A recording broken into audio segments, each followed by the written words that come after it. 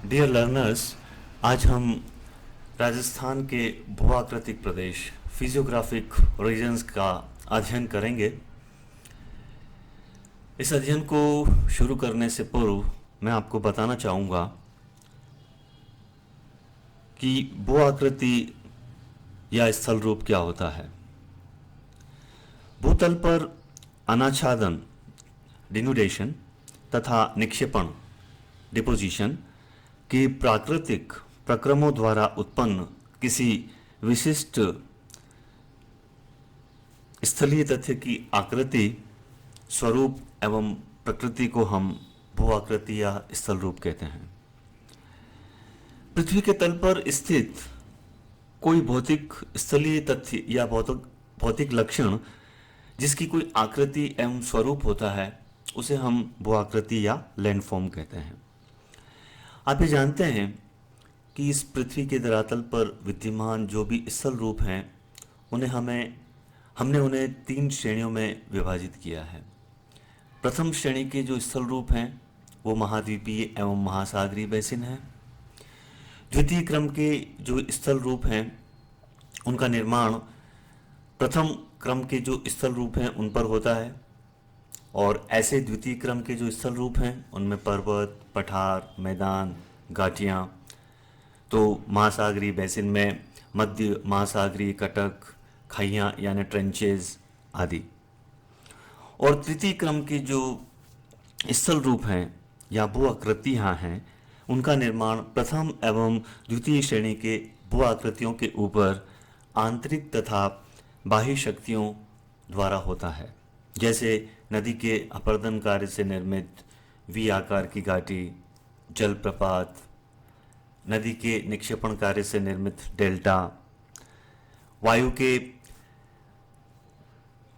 निक्षेपण से निर्मित बालू का स्तूप, इसी तरह से हिमानी के अपरदन और निक्षेपण से निर्मित हिमगहर, हिमोड आदि आदि जो स्थल रूप हैं वो तृतीय क्रम के स्थल रूप के रूप में जाने जाते हैं। भू-आकृतिक प्रदेश वह भू क्षेत्र होता है जिसके अंतर्गत भू आकृतियों यानी धरातलीय बनावट में समानता यानी होमोजिनिटी पाई जाती है, और इस होमोजिनिटी के आधार पर हम उन प्रदेशों का नामकरण करते हैं, जैसे पर्वतीय प्रदेश, पठारी प्रदेश, मैदानी प्रदेश आदि आदि। अब यदि हम राजस्थान के भू-आकृतिक स्वरूपों को देखें तो राजस्थान के धरातल पर मुख्य रूप से 4 जो भू-आकृतिक प्रदेश हैं वो हमें देखने को मिलते हैं, जिसमें अरावली पर्वतीय माला, थार का मरुस्थल जिसे हम बालू का मैदान भी कहते हैं, उत्तर पूर्व का मैदानी प्रदेश और दक्षिण पूर्व का पठारी प्रदेश। अब राजस्थान के जो ये भू-आकृतिक स्वरूप हैं ये अत्यधिक प्राचीन हैं और लंबे समय की अपरदन और निक्षेपण प्रक्रियाओं से बने हैं। यहाँ यह बात उल्लेखनीय है कि राज्य के जो वर्तमान भू-आकृतिक स्वरूप हैं उन पर भूवैज्ञानिक संरचना, जियोलॉजिकल स्ट्रक्चर और शेल समूहों का स्पष्ट प्रभाव दिखलाई पड़ता है। राज्य में विद्यमान अरावली पर्वतमाला और दक्षिणी पूर्वी पठार प्राचीन गोंडवाना लैंड के ही भाग हैं, जबकि बालूका का जो मैदान है जिसे हम थार मरुस्थल के रूप में जानते हैं और पूर्वी मैदानी प्रदेश टेथिस सागर के भाग माने जाते हैं। अब यदि हम इन चारों भू-आकृतिक प्रदेशों की भूगर्भिक संरचना को देखें तो हम पाते हैं कि अरावली पर्वतमाला क्षेत्र Aravalli super group, Delhi super group और भीलवाड़ा सुपर ग्रुप की चट्टानों से बना है। थार मरुस्थल की जो भूगर्भिक संरचना है वह चतुर्थक क्वार्टर नदी, तृतीयक टर्शरी तथा Cretaceous, Jurassic, Permo Carboniferous, Marwar super group से संबंधित है। मैदानी प्रदेश चतुर्थक क्रम भीलवाड़ा सुपर ग्रुप और कहीं कहीं विंध्यन सुपर ग्रुप की चट्टानों से बना है। तो पठारी प्रदेश की भूगर्भिक संरचना प्रधानतः विंध्यन सुपर ग्रुप और ज्वालामुखी निर्मित चट्टानों से संबंधित है। तो राजस्थान के धरातल पर ये जो उचावच के 4 संरचनात्मक स्वरूप हैं उन्हें हम भू-आकृतिक प्रदेश के रूप में जानते हैं। पश्चिमी जो बालू का मैदान है थार मरुस्थल प्रदेश, मरु के नाम से भी जाना जाता है। अरावली पर्वतीय प्रदेश मेरू के नाम से जाना जाता है। दक्षिणी पूर्वी पठारी प्रदेश माल के नाम से भी जाना जाता है। पश्चिमी बालू का मैदान अथवा थार मरुस्थल प्रदेश, जिसे मरु के नाम से भी जाना जाता है, द वेस्टर्न सैंडी प्लेन और थार डेजर्ट। राजस्थान के पश्चिम में थार प्रदेश अथवा महान भारतीय मरुस्थल स्थित है। इसे राज्य में थली के नाम से भी जाना जाता है। यह विशाल मरुस्थल ग्रेट पैलियो आर्कटिक अफ्रीका मरुस्थल का ही पूर्व वाला भाग है, जो उत्तरी अफ्रीका से प्रारंभ होकर फिलिस्तीन, अरब एवं ईरान से होता हुआ भारत में पंजाब, हरियाणा, राजस्थान एवं गुजरात राज्यों में विस्तृत है। देश में इस बालू का यानी थार मरुस्थल के कुल विस्तार का 62% राजस्थान राज्य में विद्यमान है। राजस्थान में यह बालू का मैदान, जिसे हम थार प्रदेश के नाम से भी जानते हैं, अरावली पर्वतमाला के पश्चिम में 25 डिग्री से 30 डिग्री उत्तरी अक्षांश तथा 69 डिग्री 30 मिनट से 76 डिग्री 45 मिनट पूर्वी देशांतर के मध्य लगभग 1,96,150 वर्ग किलोमीटर क्षेत्र में विस्तृत है। यह बालू का मैदान राज्य के लगभग 61.11% भूभाग पर विस्तृत है। इसमें राज्य की लगभग 40% से अधिक जनसंख्या निवास करती है। इसके अंतर्गत राज्य के जैसलमेर, बाड़मेर, बीकानेर, गंगानगर, हनुमानगढ़, जोधपुर, पाली, नागौर, जालोर, चूरू, सीकर और झुंझुनू जिले सम्मिलित हैं। भूआकृतिक दृष्टि से इस प्रदेश की पूर्वी सीमा अरावली के पश्चिमी उपपर्वतीय क्षेत्र और जलवायु दृष्टि से 50 सेंटीमीटर वाली जो समवर्षा रेखा है उसके द्वारा सीमांकित होती है। डियर लर्नर्स, आप जानते हैं समवर्षा रेखा, जिसे अंग्रेजी में आइसो हाइट कहते हैं, मानचित्र पर समान वर्षा प्राप्त करने वाले स्थानों को मिलाकर खींची जाती है। राज्य में इस भूआकृतिक प्रदेश की उत्तरी सीमा पंजाब, पश्चिमी सीमा पाकिस्तान और दक्षिणी सीमा गुजरात राज्य से मिली हुई है। थार मरुस्थल की उत्पत्ति। इस मरुस्थल की उत्पत्ति के संबंध में विद्वानों में मतभेद है। इस मरुस्थल की स्टैटिक ओरिजिन में विश्वास रखने वाले विद्वानों का मानना है कि इस क्षेत्र की जलवायु में शुष्कता बढ़ने के साथ साथ स्थानीय चट्टानों में ऋतु अपक्षय, विशेषकर भौतिक अपक्षय के कारण विखंडन शीघ्रता से हुआ। फलतः यहाँ बालू का कण बने और इनके पारस्परिक सन्निकर्षण से कण छोटे और गोलाकार होते रहे। वर्षा की कमी और वनस्पति आवरण के अभाव में बालू का कण असंगठित होते रहे।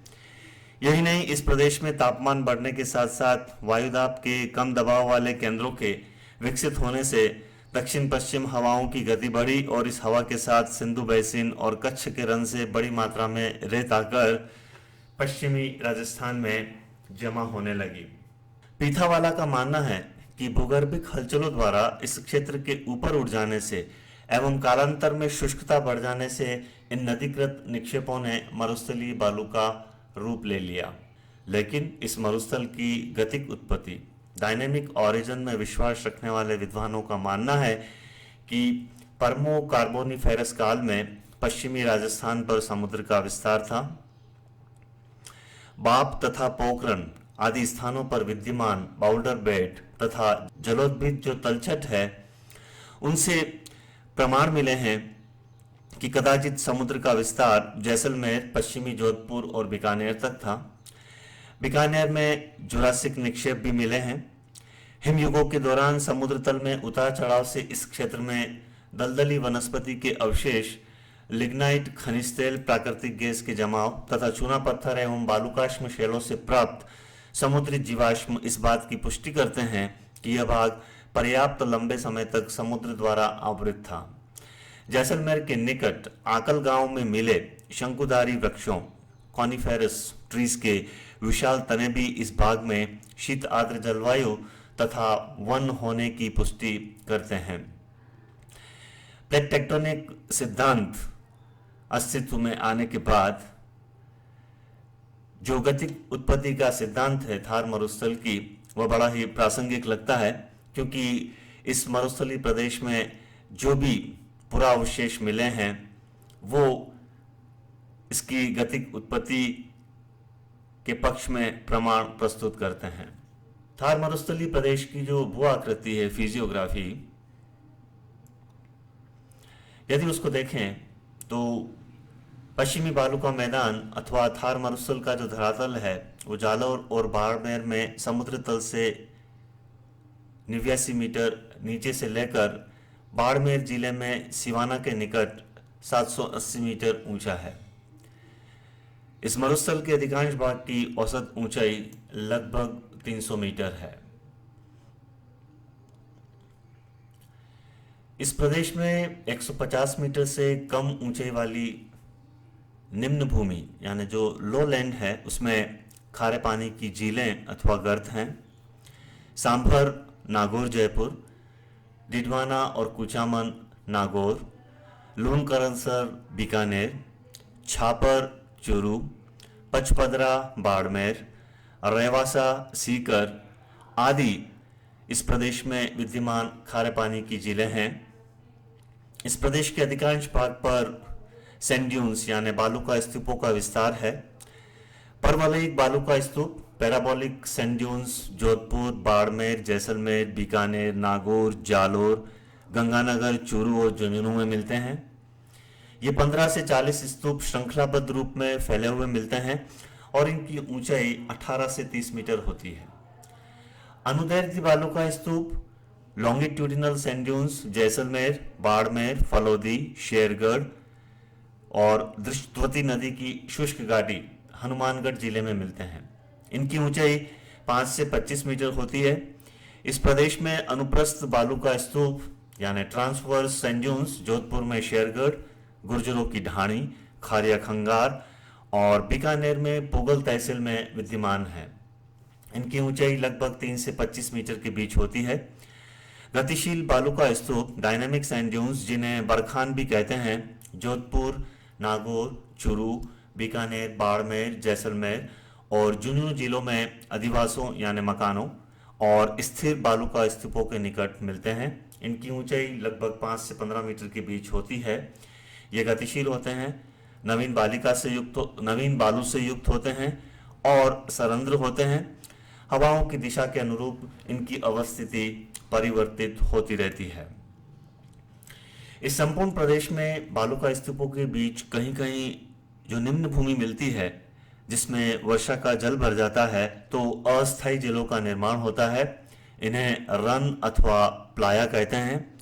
बरमसर, कन्नौड़, भाखरी, लवा, पोखरण, जैसलमेर जिले के प्रमुख रन अथवा प्लाया हैं। तो जोधपुर में बाप, बाड़मेर में थोप, सानरवाला और कबाड़ा तथा चूरू में ताल छापर और परिहारा प्रमुख रन हैं। इस प्रदेश में वायु का अपर्दन, परिवहन और निक्षेपण कार्य अपवाहन, अपघर्षण, सन्निघर्षण, ट्रैक्शन, साल्टेशन और निलंबन प्रक्रियाओं द्वारा होता है।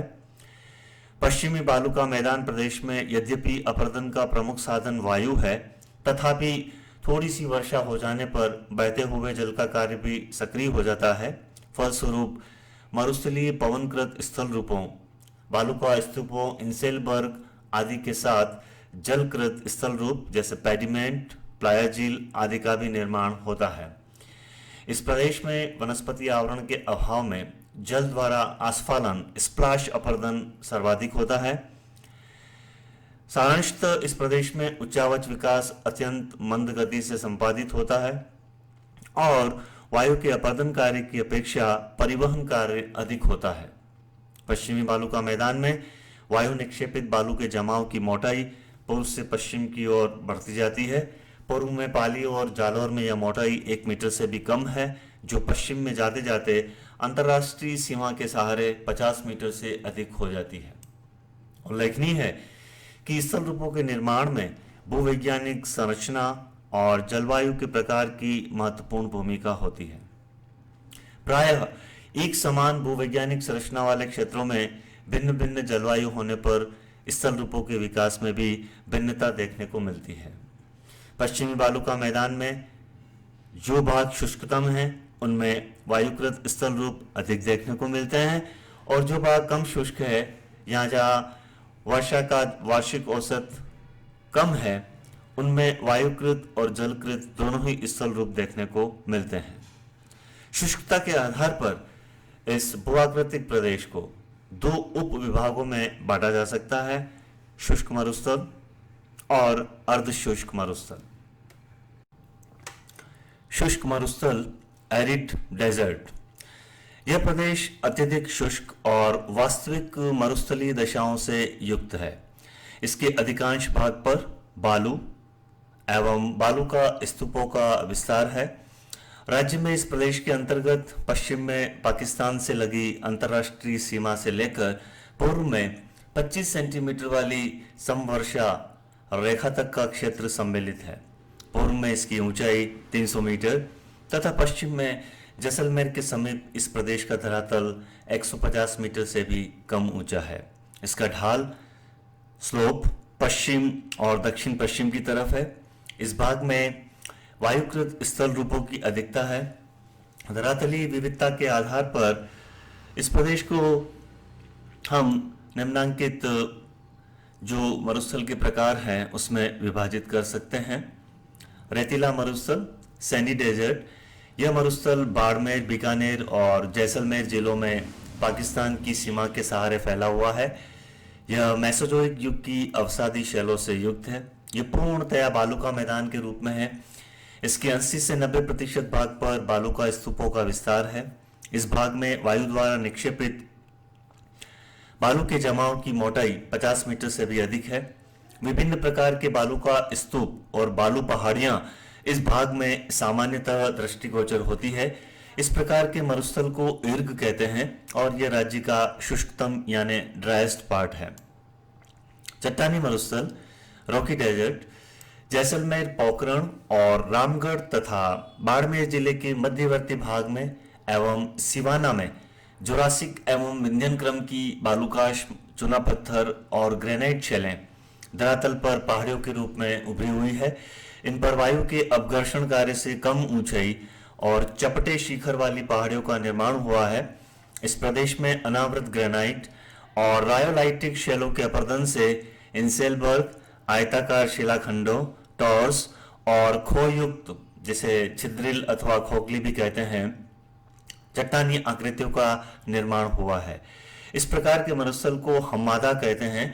यह बालू का स्तूप मुक्त प्रदेश है।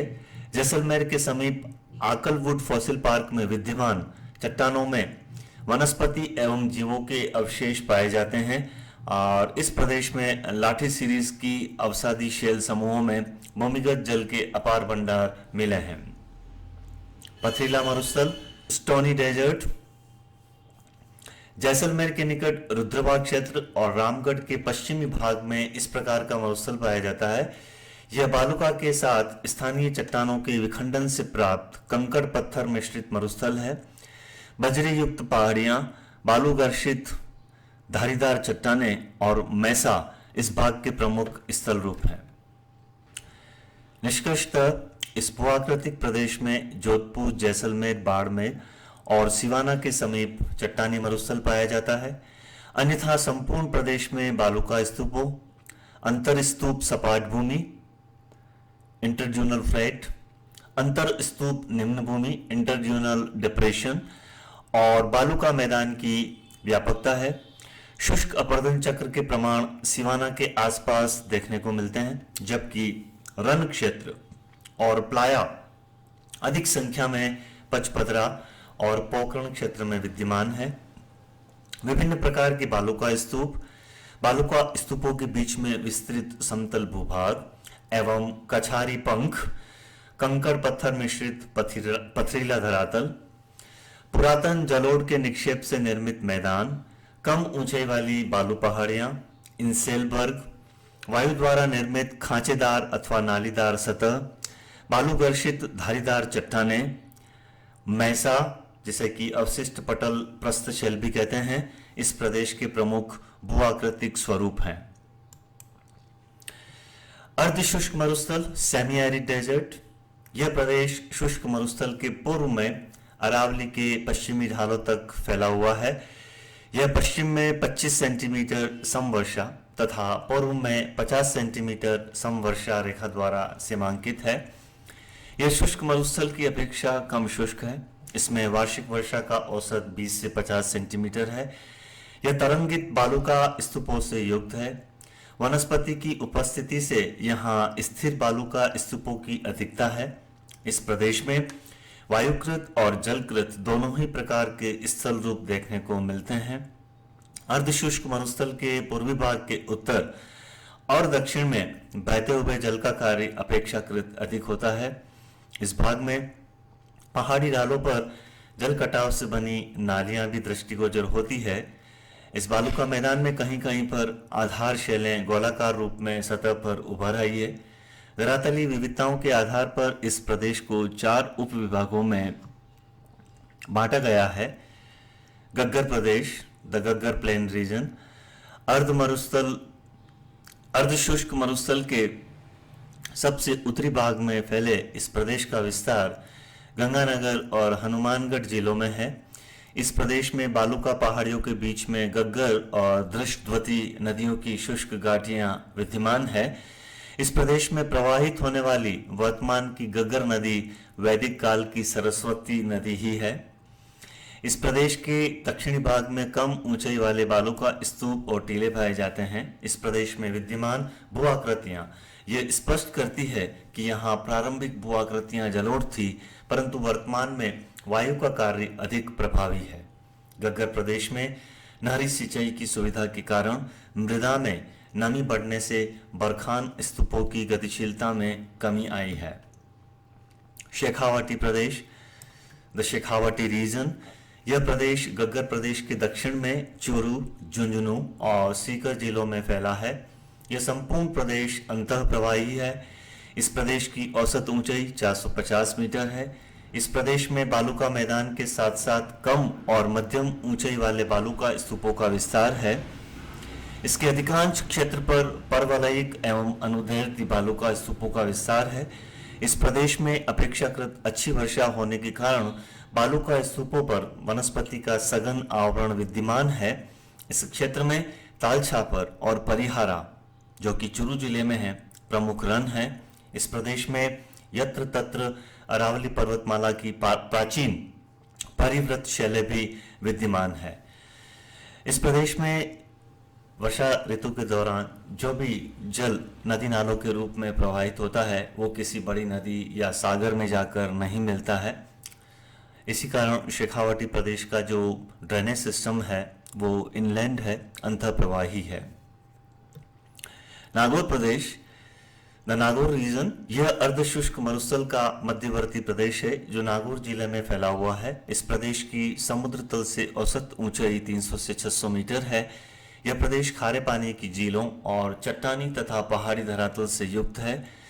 नागौर, मुंडवा और मेड़ता क्षेत्र में बालू का स्तूपों का अभाव है। इस प्रदेश में पहाड़ियां पर्वतसर और नावा में विद्यमान है। इसके धरातल पर कई गर्त पाए जाते हैं जिनमें वर्षा का जल भर जाने से खारे पानी की झीलें बन जाती है। सांभर, डिडवाना एवं कुचामन प्रमुख खारे पानी की झीलें हैं। लोनी अथवा गोदवाड़ प्रदेश, लोनी और गोदवाड़ रीजन, अर्धशुष्क मरुस्थल का यह दक्षिणतम प्रदेश है जो पूर्वी और दक्षिणी जोधपुर, दक्षिणी और पूर्वी बाड़मेर, पाली, जालौर जिले में फैला हुआ है। इस प्रदेश में पश्चिमी बालू का मैदान का एकमात्र प्रवाह बेसिन लोनी है। लोनी एवं इसकी सहायक नदियों के प्रवाह मार्ग में जलोढ़ मैदानों की रचना हुई है। इन नवीन जलोढ़ मैदानी भागों में मिट्टी के उपजाऊ और भूमिगत जल स्तर ऊंचा होने के कारण कृषि कार्य अधिक होता है। इस प्रदेश की स्थलाकृतियों में तीव्र ढाल वाली पहाड़ियां तथा विस्तृत जलोढ़ मैदान प्रमुख हैं। कई स्थानों पर ये जलोढ़ मैदान दक्षिणी पश्चिमी हवाओं द्वारा लाई गई बालू के जमावों से ढक गए हैं। ये बालू का जमाव टीलों के रूप में है। इस प्रदेश में बालू का स्तूप सामान्यतः लूनी नदी और बांडी नदी के अफवाह क्षेत्र में अधिक पाए जाते हैं। इस प्रदेश की भू आकृतियां जलीय एवं शुष्क अपरदन चक्र के परिणाम स्वरूप बनी है। इस प्रदेश के उत्तरी और पश्चिमी भाग में रेतीला और पथरीला मरुस्थल पाया जाता है। यहाँ पचपदरा, सानरवाला और कपाड़ला खारे पानी के प्रमुख गर्त या प्लाया हैं। कच्छ की खाड़ी और लूनी नदी के संगम वाले क्षेत्र में लवणीय जलोढ़ मैदान अधिक संख्या में है। सारांशतः इस अर्धशुष्क मरुस्थल में रासायनिक अपक्षय की तुलना में भौतिक अपक्षय अधिक होता है। इस प्रदेश के प्रमुख भूआकृतिक स्वरूपों में विभिन्न आकार प्रकार के बालू का स्तूप, अनुदैर्ध्य स्तूप, अंतर बालू का स्तूप मैदान, पुरातन जलोढ़ निक्षेपित मैदान, अंतर पर्वतीय घाटियां, पूरा जलधाराएं जिन्हें पैलियो स्ट्रीम्स कहते हैं, रिल एवं अवनालिकाएं, प्लाया झील, विखंडित शेल मलबा, अंतर्हित पेडिमेंट, बरीड पेडिमेंट्स, पिगमेंट क्षेत्र में बजाडा, प्रस्तरित बालू का स्तूप, कंकड़ बजरी युक्त पहाड़ियां, इंसेलबर्ग, टॉर्स, आयताकार शिलाखंड आदि प्रमुख हैं। अरावली पर्वतीय प्रदेश, the Aravalli hill region. Aravalli पर्वतीय प्रदेश राजस्थान में 23 डिग्री 20 मिनट उत्तरी अक्षांश से 28 डिग्री 20 मिनट उत्तरी अक्षांश के बीच तथा 72 डिग्री 10 मिनट पूर्वी देशांतर से 77 डिग्री पूर्वी देशांतर के मध्य स्थित है। यह पर्वतमाला राज्य के मध्य में विकर्ण यानी डायगोनल के रूप में दक्षिण पश्चिम से उत्तर पूर्व की ओर फैली हुई है। इसके पूर्व दिशा के उत्तरी भाग में मैदान और दक्षिणी भाग में पठार है, जबकि इसके पश्चिम में थार का रेगिस्तान विस्तृत है। इस प्रदेश के अंतर्गत सिरोही, उदयपुर, राजसमंद, डूंगरपुर, चित्तौड़गढ़, अजमेर, जयपुर, अलवर, झुंझुनू जिले की खेतड़ी तहसील एवं सीकर जिले की नीम का थाना, श्री माधोपुर और दातारामगढ़ तहसीलें सम्मिलित है। यह राज्य के लगभग 9% भूभाग पर फैला हुआ है और इसमें राज्य की लगभग 10% जनसंख्या निवास करती है। वस्तुतः अरावली पर्वतमाला गुजरात में चंपानेर से लेकर उत्तर पूर्व में राजस्थान में झुंझुनू में खेतड़ी तक श्रृंखलाबद्ध रूप में फैली हुई है। इससे आगे यह विच्छिन्न श्रृंखला तथा एकागी पहाड़ियों के रूप में दिल्ली तक विस्तृत है। गुजरात में चंपानेर से लेकर दिल्ली तक इस पर्वतमाला की कुल लंबाई 692 किलोमीटर है। इसमें से 550 किलोमीटर की लंबाई राजस्थान में है, अर्थात अरावली पर्वतमाला की कुल लंबाई की 80% लंबाई राजस्थान राज्य में विद्यमान है। अरावली विश्व की प्राचीनतम वलित पर्वतमाला, ओल्डेस्ट फोल्डेड माउंटेन है। भारतीय हिमालय और विंध्याचल पर्वतमाला के बीच में यह सबसे ऊंची पर्वतमाला है। यह प्रारंभ में ऊंचे पर्वत के रूप में थी, किंतु अनाच्छादन के प्रभाव से घिस घिस कर अब नीची हो गई है। संरचनात्मक दृष्टि से अरावली की पर्वत श्रेणियां पूर्व कैम्ब्रियन शैलों से संबंधित हैं। इन्हें Aravalli super group, Delhi super group और भीलवाड़ा सुपर ग्रुप के अंतर्गत रखा जाता है। यह श्रेणी पाइलाइट, क्वार्ट्ज, चूना पत्थर, ग्रेनाइट, नीस, शीस्ट आदि चट्टानों से निर्मित है। ये चट्टानें प्राचीन, कठोर एवं रवेदार हैं तथा अपरदन रोधी हैं। राज्य में संपूर्ण पर्वतमाला की औसत ऊंचाई समुद्र तल से 930 मीटर है। उत्तरी अरावली क्षेत्र में पहाड़ियों की औसत ऊंचाई 300 से 600 मीटर, मध्यवर्ती क्षेत्र में 700 मीटर तथा दक्षिणी क्षेत्र में 850 से 1225 मीटर के बीच है। इस पर्वतमाला का दक्षिणी पश्चिमी भाग सबसे अधिक ऊंचा और चौड़ा है। दक्षिण पश्चिम से उत्तर पूर्व की ओर इस पर्वतमाला की ऊंचाई और चौड़ाई कम होती जाती है। इस पर्वतमाला के बीच बीच में पर्वतों से घिरे बेसिन पाए जाते हैं, जिनमें Udaipur basin, Rajsamand basin, Ajmer basin और अलवर बेसिन उल्लेखनीय है। संपूर्ण अरावली प्रदेश में प्रौढ़ावस्था को प्राप्त कर चुकी नदी घाटियां पाई जाती है। अरावली पर्वतीय प्रदेश का वर्तमान भूआकृतिक स्वरूप उत्थान, अपलिफ्ट, अनाच्छादन, डिन्यूडेशन, अपरदन, इरोजन, अवसादीकरण, सेडिमेंटेशन, शेल रूपांतरण, नमन आदि का प्रतिफल है। अरावली पर्वतमाला को ऊंचाई के आधार पर 3 उप प्रदेशों में विभाजित किया गया है। उत्तरी अरावली क्षेत्र, मध्य अरावली क्षेत्र और दक्षिणी अरावली क्षेत्र। उत्तरी अरावली क्षेत्र, नॉर्दर्न अरावली रीजन, यह क्षेत्र 26 डिग्री 55 मिनट उत्तरी अक्षांश से 28 डिग्री 4 मिनट उत्तरी अक्षांश एवं 74 डिग्री 55 मिनट पूर्वी देशांतर से 77 डिग्री 3 मिनट पूर्वी देशांतर के मध्य फैला हुआ है। इसके अंतर्गत अलवर, जयपुर, दौसा, सीकर, झुंझुनू और नागौर जिले का पूर्वी भाग सम्मिलित है। उत्तरी अरावली क्षेत्र का विस्तार सांभर झील से उत्तर पूर्व में राजस्थान हरियाणा सीमा तक है। इस भाग में अरावली की औसत ऊंचाई 300 से 600 मीटर है। अलवर में अरावली पहाड़ियों की ऊंचाई 550 से 650 मीटर के बीच है। इन्हीं पहाड़ियों की शाखाएं पश्चिम में सीकर जिले की श्री माधोपुर और नीम का थाना तथा झुंझुनू जिले की खैतड़ी तहसील में फैली हुई है। इस प्रदेश में अरावली की ऊंचाई और चौड़ाई उत्तर तथा उत्तर पूर्व की ओर क्रमशः कम होती जाती है। इस भाग में अलवर, लालसोट, दौसा और जयपुर की अधिकांश पहाड़ियां अपरदित हो चुकी है। इनके शिखर ऊपर से गोल हो चुके हैं। यहाँ पहाड़ियों के बीच बीच में उपजाऊ घाटियां और कांपी एल्यूवियल बेसिन हैं जिनमें कृषि कार्य होता है। इस भाग के पश्चिम में बालुका स्तूपों से युक्त समतल भूभाग है। उत्तरी अरावली क्षेत्र की प्रमुख पर्वत चोटियां रघुनाथगढ़ सीकर में 1052 मीटर ऊंची है, बहराज अलवर में 792 metre, Barwara Jaipur 786 metre, Babai Jhunjhunu 780 metre, Bilali Alwar 755 metre, Manoharpura Jaipur 747 metre, Kankwadi Sariska Alwar में 677 मीटर, जयगढ़ जयपुर में 648 मीटर है। मध्य अरावली क्षेत्र, सेंट्रल अरावली रीजन, यह क्षेत्र 25 डिग्री 38 मिनट उत्तरी अक्षांश से 26 डिग्री 55 मिनट उत्तरी अक्षांश तथा 73 डिग्री 54 मिनट पूर्वी देशांतर से 74 डिग्री 22 मिनट पूर्वी देशांतर के मध्य विस्तृत है। इसका विस्तार जयपुर के दक्षिण पश्चिम भाग से दक्षिण में राजसमंद जिले की देवगढ़ तहसील तक है। इसमें संपूर्ण अजमेर जिला, जयपुर का दक्षिण पश्चिमी भाग, टोंक का पश्चिमी भाग और राजसमंद जिले का उत्तरी भाग सम्मिलित है। भूआकृतिक दृष्टि से यह प्रदेश दक्षिण पूर्व में बनास मैदान, पूर्व में करौली जो उच्च भूमि है करौली की उससे, उत्तर में अलवर पहाड़ियों तथा पश्चिम में सांभर बेसिन द्वारा सीमांकित है। इस भाग में अरावली की औसत ऊंचाई 700 मीटर तथा चौड़ाई लगभग 30 किलोमीटर है। अजमेर के निकट अरावली पहाड़ियां श्रृंखलाबद्ध रूप में पाई जाती हैं। यहाँ इन्हें मेरवाड़ा पहाड़ियों के नाम से जाना जाता है। मेरवाड़ा पहाड़ियों के पश्चिम में अर्धशुष्क बालू का मैदान तथा दक्षिण में भोरात का पठार है।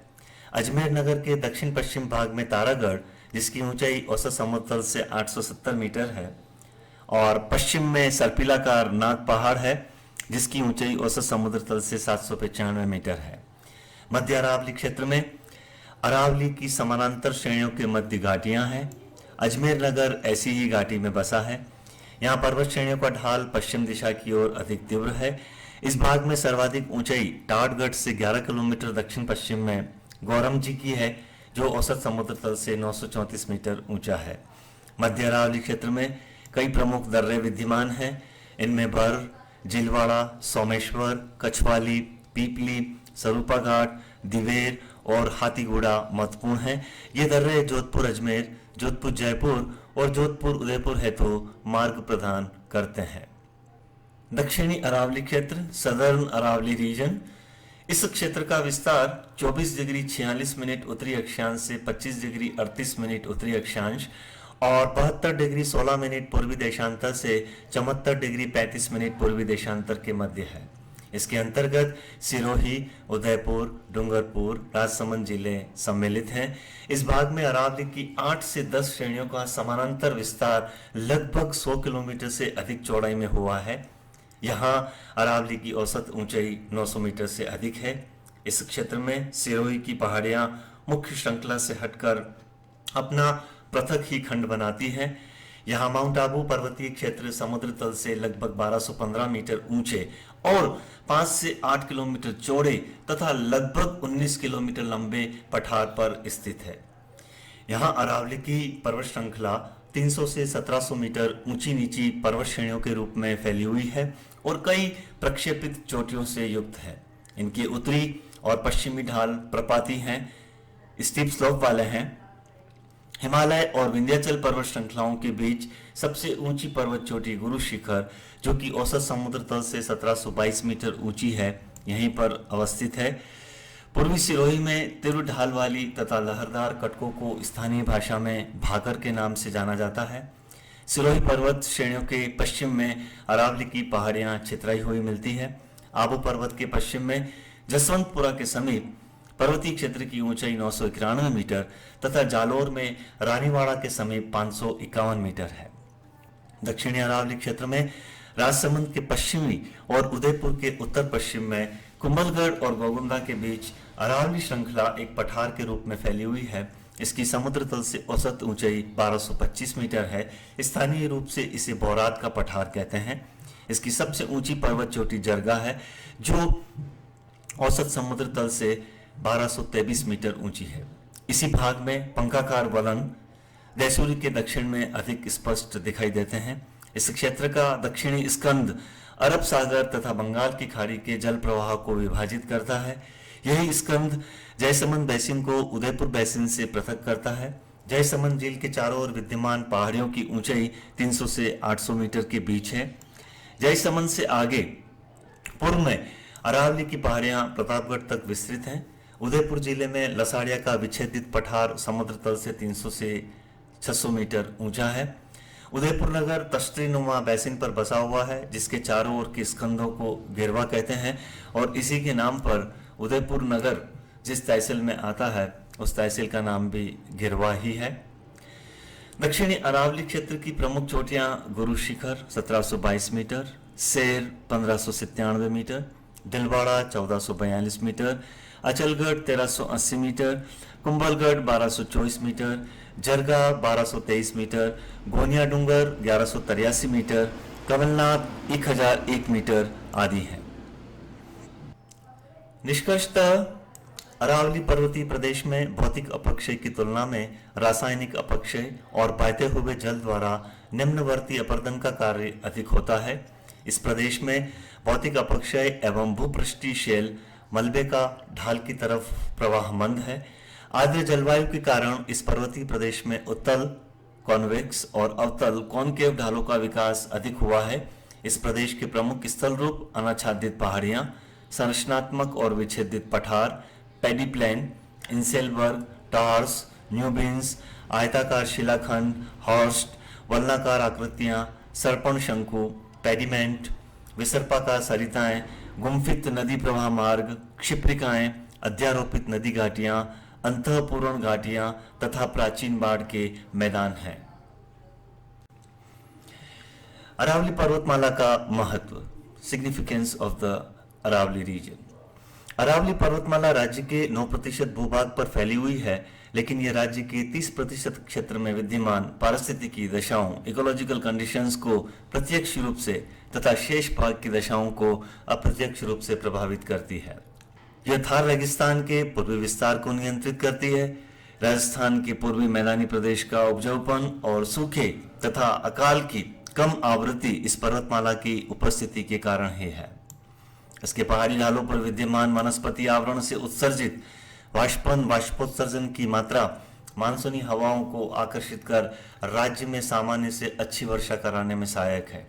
उत्तरी पश्चिमी भारत में भी वर्षा के सामान्य वितरण को अरावली पर्वतमाला प्रभावित करती है। अरावली पर्वतमाला उत्तर पश्चिम में सिंधु बेसिन और पूर्व में गंगा बेसिन के मध्य जल विभाजक वाटर डिवाइडिंग का कार्य करती है। इसके पश्चिम एवं उत्तर पश्चिम में प्रवाहित होने वाली नदियों का जल अरब सागर में तथा पूर्व में बहने वाली नदियों का जल बंगाल की खाड़ी में जाकर मिलता है। अरावली पर्वतमाला से निकलने वाली नदियां अपर्दन किए गए पदार्थों को मैदानों में निक्षेपित कर उन्हें उर्वर बनाती है। अरावली पर्वतमाला राज्य में धात्विक और अधात्विक, मेटेलिक और नॉन मेटेलिक खनिजों तथा इमारती पत्थर का समृद्ध भंडार है। इस पर्वतमाला से खनन किए जाने वाले कुछ खनिजों में राजस्थान का देश में एकाधिकार है। राज्य की आय में खनन से प्राप्त होने वाली आय का महत्वपूर्ण हिस्सा है। अरावली पर्वतमाला के ढाल समृद्ध जैव विविधता, बायोडायवर्सिटी से युक्त हैं। इन पर विद्यमान वनों से इमारती लकड़ी, ईंधन, चारा, लघु वनोपज आदि प्राप्त होते हैं, जिन पर जनसंख्या के बहुत बड़े भाग की आजीविका निर्भर है। यह पर्वतमाला कई महत्वपूर्ण औषधियों का भी भंडार है। यहाँ विद्यमान प्राकृतिक चारागाह पशुचारण के लिए उपयोगी है। राज्य में यह पर्वतमाला अनेक जनजातियों यथा भील, मीणा, गरासिया, डामोर आदि की आश्रय स्थली है। पूर्वी मैदानी भाग, द ईस्टर्न प्लेन्स रीजन। यह मैदानी भाग अरावली पर्वतमाला के पूर्व में स्थित है। इस मैदान का उत्तरी पूर्वी भाग गंगा यमुना के मैदानी भाग से मिला हुआ है। यह मैदानी भाग उत्तरी सीमा पर उत्तर प्रदेश, पूर्वी सीमा पर मध्य प्रदेश तथा दक्षिणी एवं दक्षिणी पूर्वी सीमा पर विंध्यन पठार एवं पश्चिमी सीमा पर अरावली के पूर्वी किनारों द्वारा सीमांकित है। इस मैदानी भाग में भरतपुर, धौलपुर, दौसा, सवाई माधोपुर, करौली, टोंक जिले तथा जयपुर, अलवर, भीलवाड़ा, चित्तौड़गढ़, कोटा और बूंदी जिलों के मैदानी क्षेत्र सम्मिलित हैं। यह मैदानी भाग राज्य के लगभग 23% भूभाग पर फैला हुआ है और इसमें राज्य की लगभग 39% जनसंख्या निवास करती है। राज्य में जनसंख्या का सर्वाधिक घनत्व इसी भूआकृतिक प्रदेश में पाया जाता है। उच्चावची और जलवायवीय कारकों की अनुकूलता के कारण इस भूआकृतिक प्रदेश में राज्य के अन्य भूआकृतिक प्रदेशों की तुलना में सांस्कृतिक विकास अधिक हुआ है। चंबल, बाणगंगा, बनास और इनकी सहायक नदियां इस मैदानी भाग में प्रवाहित होती है। इसका ढाल पूर्व और उत्तर पूर्व की तरफ है। यद्यपि यह नदियों द्वारा निर्मित जलोढ़ मैदान है, लेकिन उच्चावच की दृष्टि से यह विविधता लिए हुए है। संपूर्ण मैदानी भाग में उपजाऊ जलोढ़, एलुवियल और दोमट मिट्टी का विस्तार है, लेकिन कहीं कहीं धरातल पर गोलाश्म चट्टानों के बड़े बड़े टुकड़े और गर्त पाए जाते हैं। इस मैदान में पश्चिमी भाग की अपेक्षा पूर्वी भाग में मिट्टी की गहराई अधिक है। भरतपुर, सवाई माधोपुर, धौलपुर, भीलवाड़ा और टोंक जिलों में कम ऊंचाई वाली पहाड़ियां भी विद्यमान हैं, जो औसत समुद्र तल से 400 से 550 मीटर के बीच ऊंची है। करौली जिले में पठारी पाक का विस्तार है। इस प्रदेश के 4500 वर्ग किलोमीटर क्षेत्र पर बीहड़ों का विस्तार है। अंतर्हित पेडिमेंट, बरीड पेडिमेंट, बाढ़कृत मैदान, बीहड़, विच्छेदित पठार, पहाड़ियां, अंतरपर्वतीय घाटियां, घाटी संपूरित, जलोढ़ मैदान आदि इस मैदानी प्रदेश के प्रमुख भूआकृतिक स्वरूप हैं। धरातलीय विविधता के आधार पर इस मैदानी प्रदेश को निम्नलिखित 4 उप प्रदेशों में विभाजित किया जा सकता है। चंबल बेसिन, पहाड़ी और पठारी स्थलाकृतियों से युक्त इस मैदानी प्रदेश में कोटा, बारां, सवाई माधोपुर, करौली और धौलपुर जिलों के चंबल घाटी क्षेत्र सम्मिलित हैं। कोटा में चंबल और इसकी सहायक नदियों ने त्रिभुजाकार मैदान का निर्माण किया है। यह भाग कांपी मिट्टी वाला है और कृषि, उद्योग, परिवहन सुविधाओं और सघन जनसंख्या से युक्त है। बाढ़ के मैदान, नदी कगार और बीहड़ इस प्रदेश की मुख्य विशेषताएं हैं। चंबल नदी के तटवर्ती भागों में बीहड़ों का विस्तार अधिक देखने को मिलता है। इस प्रदेश में कोटा से आगे की ओर बीहड़ों का आकार तथा गहराई उन भागों में अधिक है जहां पर मिट्टी तथा उसके नीचे स्थित परत कमजोर और मुलायम है। स्पेट के अनुसार इन बीहड़ों का निर्माण संभवतः पुनर्यौवन रिजुवनेशन के कारण हुआ है। इस प्रदेश में 5 से 30 मीटर गहरे खड्डे युक्त बीहड़ भूमि को स्थानीय भाषा में खादर कहते हैं, जबकि ऊबड़ खाबड़ भूमि को डांग कहते हैं।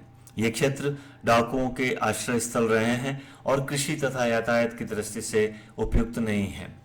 चंबल बेसिन में बीहड़ों के शीर्ष अपरदन से कृषि योग्य भूमि का अवनयन हुआ है।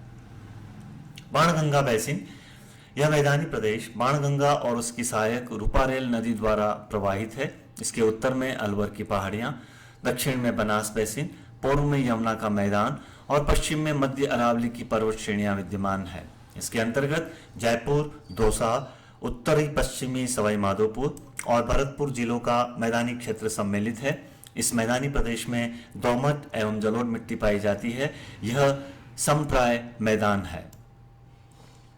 बनास बेसिन, बनास और इसकी सहायक नदियों द्वारा प्रवाहित यह मैदान पूर्व में चंबल बेसिन और विंध्यन पठार, उत्तर में बाणगंगा बेसिन, पश्चिम में अरावली के पूर्वी ढालों तथा दक्षिण में महान भारतीय जल विभाजक द्वारा घिरा हुआ है। इस प्रदेश में राजसमंद जिले का पूर्वी भाग, चित्तौड़गढ़ जिले का पश्चिमी भाग, भीलवाड़ा, टोंक जिले और सवाई माधोपुर जिले का दक्षिणी भाग सम्मिलित है।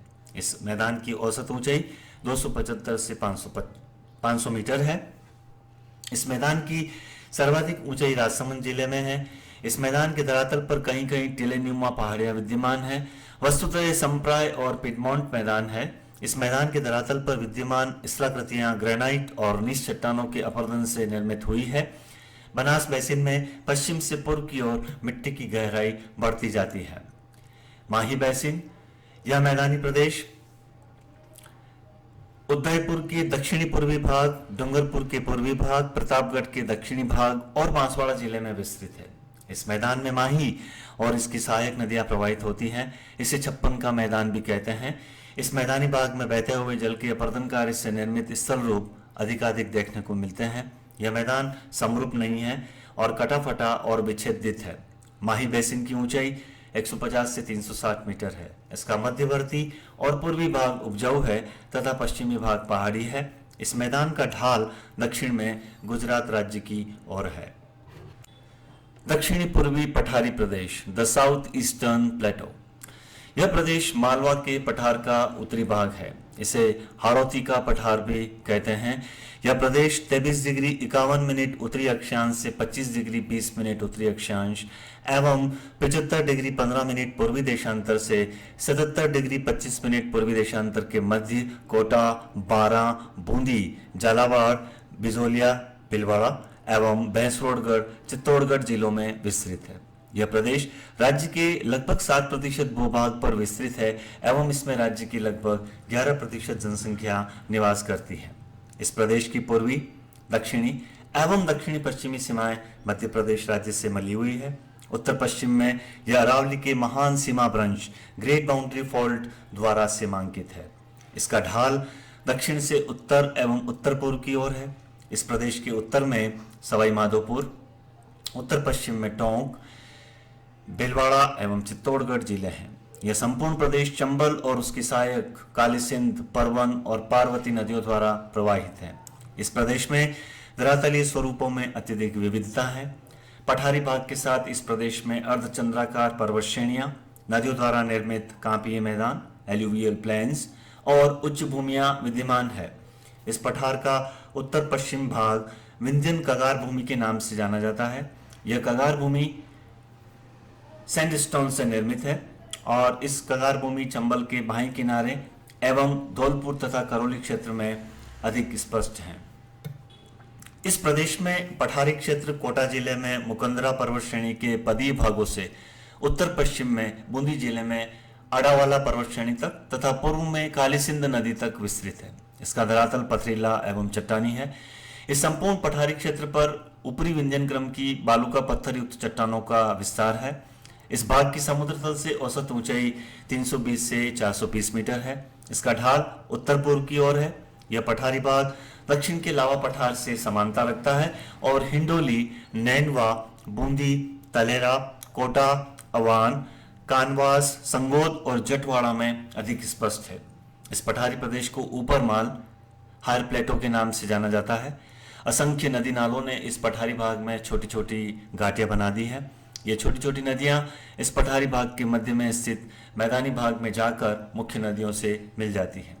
चंबल नदी इसी पठारी भाग से होकर बहती है। चंबल ने इस पठारी क्षेत्र को काटकर चट्टानों को गोलाश्म तथा शिलाखंडों में परिवर्तित कर दिया है। इस नदी ने भैंसगढ़ से कोटा तक 100 किलोमीटर लंबा गोर्ज बनाया है। वस्तुतः यह पठारी भाग अरावली और विंध्याचल पर्वत श्रेणी के बीच एक संक्रांति प्रदेश ट्रांजिशनल बेल्ट है। इस पठारी भाग में चंबल और उसकी सहायक काली सिंध, परवन, पार्वती नदियों ने जलोढ़ मैदानों का निर्माण किया है। यह मैदानी भाग कोटा, बारां, झालावाड़ और बूंदी जिलों में 1/3 भाग पर विस्तृत है। इस मैदान का आकार पान जैसा है। यह उत्तर में सकड़ा है। कोटा, झालावाड़, अकलेरा और असनावार के मैदानी भाग काली मिट्टी के उपजाऊ भाग हैं।